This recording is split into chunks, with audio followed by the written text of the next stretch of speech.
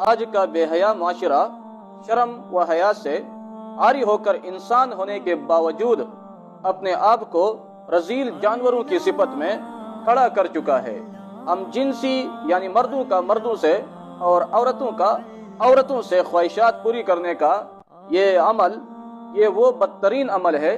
جس کا ارتکاب سب سے پہلے قوم لوط نے کیا تھا، جس کی وجہ سے دنیا میں ہی اللہ تعالیٰ نے ان کو ایسا بھیانک عذاب دیا کہ جس کی پوری تاریخ میں نظیر نہیں ملتی۔ ان کی بستیوں کو الٹ کر ان پر اللہ تعالیٰ نے پتھروں کی بارش برسائی،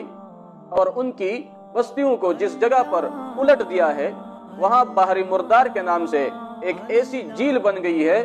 جو آج تک موجود ہے، اور اس میں کسی قسم کا جاندار وہ زندہ نہیں رہ سکتا۔ اس منحوس عمل کی دین اسلام میں سخت مذمت بیان ہوئی ہے۔ ایک حدیث میں حضور صلی اللہ علیہ وسلم فرماتے ہیں، ان من اخوف ما اخاف علی امتی او علی هذه الامتی عمل قوم لوط۔ اسی طرح ترمذی شریف کی روایت ہے، ان اخوف ما اخاف علی امتی عمل قوم لوط۔ اس کا ترجمہ ہے، ان بدترین چیزوں میں جن کا مجھے اپنی امت پر سب سے زیادہ خوف ہے وہ قوم لوط کا عمل ہے۔ اسی طرح ابو داؤد اور ترمذی شریف کی ایک اور روایت ہے جس میں حضور صلی اللہ علیہ وسلم فرماتے ہیں، من وجدتموہ یعمل عمل قوم لوط، کہ جن کو تم پاؤ اس پر کہ وہ قوم لوط کا عمل کر رہے ہوں،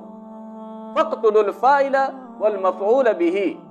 تو فاعل اور مفعول به دونوں کو قتل کرو، یعنی جو یہ کام کرتا ہے اور جس کے ساتھ کیا جاتا ہے دونوں کو قتل کر دو۔